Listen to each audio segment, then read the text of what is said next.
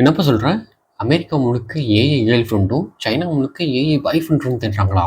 இது என்னமோ மீம் டெம்ப்ளேட்டா இருக்கே! அப்படிதானே நினைக்கிறீங்க? இது மீம் டெம்ப்ளேட்லாம் இல்ல.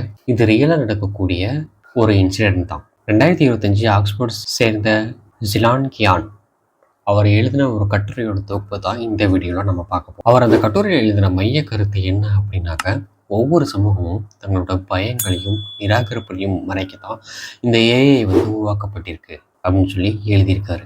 அமெரிக்காவில் இருக்கிற பசங்க ஏஐ கேர்ள் ஃப்ரெண்டை தேடுறாங்க. அதே மாதிரி சைனாவில் பார்த்தீங்க அப்படின்னா அவங்களோட ஃபேமிலி ப்ரெஷர்னால ஏஐ பாய் ஃப்ரெண்டை தேடுறாங்க. ஆனால் நம்ம ஊர்லேயும் இந்த ஏஐ கலாச்சாரம் வரப்போகுதா? வந்தால் என்ன ஆகும், என்ன மாதிரியான பாதிப்பை ஏற்படுத்தும் அப்படிங்கிறத இந்த வீடியோவில் நாங்கள் ஃபுல்லாக சொல்ல போகிறோம். இந்த வீடியோ பிடிச்சிருந்துச்சுன்னா மறக்காமல் லைக் பண்ணுங்கள், ஷேர் பண்ணுங்கள், அண்ட் மறக்காமல் நம்ம விஜய் கிஷன் டாக்ஸ் சேனலை சப்ஸ்கிரைப் பண்ணுவீங்க. வாங்க வீடியோக்குள்ளே போகலாம்.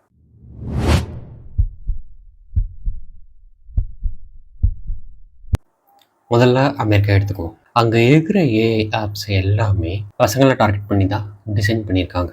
இந்த ஏஐ கேர்ள் ஃப்ரெண்ட் எப்படி தெரியுமா?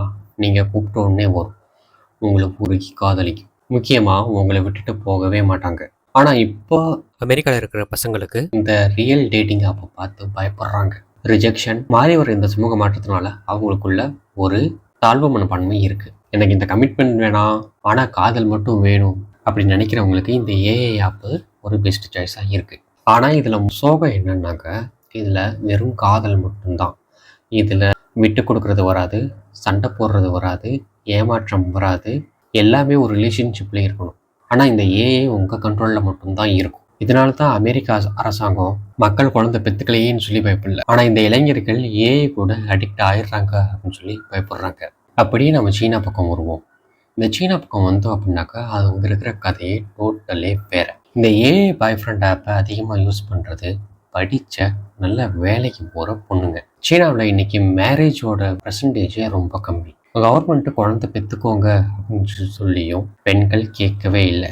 ஏன்னா சீனாவில் இருக்கிற பெண்கள் நம்ம கல்யாணம் பண்ணிக்கிட்டால் அவங்களோட கேரியரை தியாகம் பண்ணணும், மாமியார் மாமனார் கொடுமைகளை தாங்கணும், அப்புறம் குடும்ப பாரத்தை தனியாக சுமக்கணும். இதனால சீனாவில் இருக்கிற பொண்ணுங்க எல்லாமே எனக்கு அன்பு மட்டும் வேணும், ஆனால் இந்த சொசைட்டியோட ப்ரெஷர் எதுவும் வேணாம் அப்படின்னு சொல்லி ஏஐ பாய் ஃப்ரெண்டை அவங்க தேர்ந்தெடுக்கிறாங்க. இந்த ஏஐ பாய் ஃப்ரெண்டு அவங்க சொல்கிறது எல்லாமே கேட்போம், பொறுமையாக கேட்பாங்க, சப்போர்ட் பண்ணுவாங்க. முக்கியமாக எப்போ கல்யாணம், எப்போ குழந்தை அப்படின்னு சொல்லி நச்சரிக்க மாட்டாங்க. இது சீனாவில் நடக்கிற ஒரு டெமோகிராஃபிக் கிரைசிஸ். இப்போ நம்ம இந்தியா பக்கம் வருவோம். ஒரு உண்மையை சொல்லணுன்னாக்க, இப்போது டிரான்சிஷன் ஸ்டேஜில் தான் இருக்குது. அமெரிக்கா சீனா மாதிரியான நம்ம ஊரில் இது இன்னும் மாஸ் கல்ச்சராக மாறவே இல்லை. ஆனால் அதுக்கான விதைகள் தூவப்பட்டிருக்கு. ஒரு பாயிண்ட்டை பார்ப்போமா? ஃபஸ்ட்டு தனியாக இருக்கும், ஆனால் வெளியே சொல்ல மாட்டோம். நம்ம ஊர்லேயும் ஐடி ஊழியர்கள் சென்னை, பெங்களூரு, டெல்லி இந்த மாதிரியான மெட்ரோ சிட்டிஸ்லேயும் கூட லோன்லினஸ் ரொம்ப அதிகமாக இருக்குது. இன்னொன்று லேட் மேரேஜுங்கிறது ரொம்ப அதிகமாக ட்ரெண்ட் ஆகிட்டு இருக்கு. ஆனால் வெஸ்டர்ன் கண்ட்ரியில் இருக்கிற மாதிரி நாம் எதுவும் ஓப்பனாக சொல்லிக்கல. நம்ம எல்லாம் தான் உள்ளே அழுதுட்டு இருந்தாலும் வெளியே நாங்கள் நல்லாயிருக்கோம் அப்படின்னு சொல்லிட்டு தான் இருக்கோம். நீங்கள் ஐடியில் வேறு எந்த ஊர்லேயாச்சும் இருந்தீங்க அப்படின்னாக்க, இல்லை தனியாக லோன்லியாக ஃபீல் பண்ணிட்டுருக்கீங்க அப்படின்னாக்க கீழே கமெண்ட்டில் மென்ஷன் பண்ணுங்க, எத்தனை பேர் தனியாக இருக்காங்கன்னு சொல்லி தெரிஞ்சுக்கலாம். Number 2, fear of judgements. அமெரிக்க பசங்களுக்கு ரிஜெக்ஷன்னா பயம் அப்படிங்கிற மாதிரி நம்ம இந்தியன் யங்ஸ்டர்ஸ்க்கு ஜட்ஜ்மெண்ட்னா பயம். ஒரு ரிலேஷன்ஷிப்குள்ளே போகிறதுக்கு எவ்வளோ ப்ரெஷர் இருக்கும்னு சொல்லி தெரியுமா? கீழே கமெண்ட்டில் மென்ஷன் பண்ணுங்கள். ஒரு பையனுக்கு அப்படின்னாக்க சொந்த வீடு இருக்கா, லைஃப்பில் செட்டில் ஆகிட்டியா, இந்த மாதிரி கேட்குறாங்க.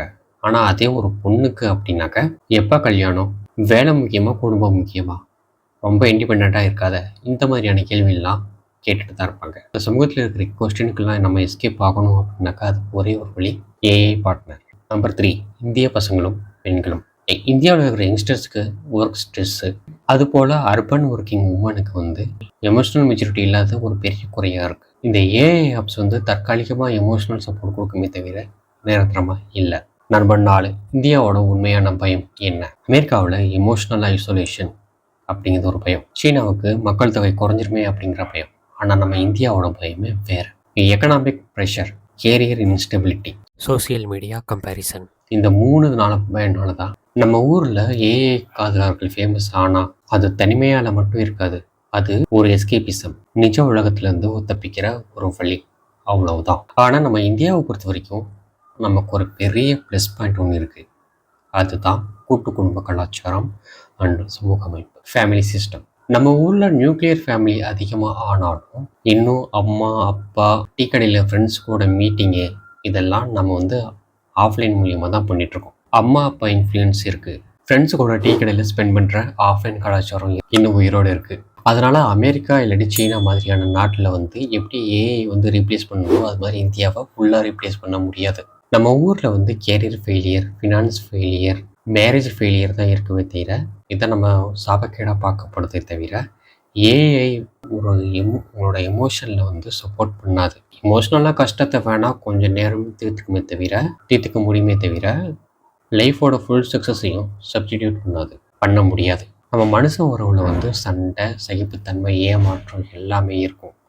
ஆனால் அதில் தான் உண்மையான வளர்ச்சியும் இருக்குது. இந்த ஏஐங்கிற மாய உலகத்துக்குள்ளே போகிறதுக்கு முன்னாடி நீங்கள் பக்கத்தில் இருக்கிற மனுஷங்கிட்ட மனம் விட்டு பேசுங்க, கொஞ்சம் டைம் ஸ்பெண்ட் பண்ணுங்கள். இதுதான் நமக்குரிய சொல்யூஷனாக இருக்கும். ஸோ நம்ம எவ்வளோ ஏஐ உங்களோட எமோஷனில் வந்து சப்போர்ட் பண்ணாது. எமோஷ்னலாக கஷ்டத்தை வேணால் கொஞ்சம் நேரம் தீர்த்துக்குமே தவிர லைஃபோட ஃபுல் சக்ஸஸையும் சப்ஸ்டிடியூட் பண்ணாது. நம்ம மனுஷன் உறவில் வந்து சண்டை, சகிப்புத்தன்மை, ஏமாற்றம் எல்லாமே இருக்கும்.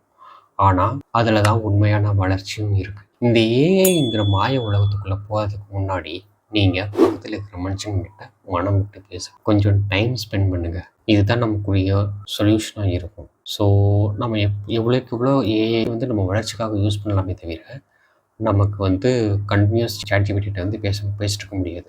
கேர்ள் ஃப்ரெண்ட் இல்லை பாய் ஃப்ரெண்ட் இந்த கலாச்சாரத்தை பற்றி நீங்கள் என்ன நினைக்கிறீங்க? கீழே கமெண்ட்ஸில் மென்ஷன் பண்ணுங்கள். இது நம்ம இந்தியாவுக்கு ஒர்க் அவுட் ஆகுமா இல்லை ஊரை விட்டு ஓடுமா அப்படிங்கிறதையும் கீழே கமெண்ட்ஸில் மென்ஷன் பண்ணுங்கள்.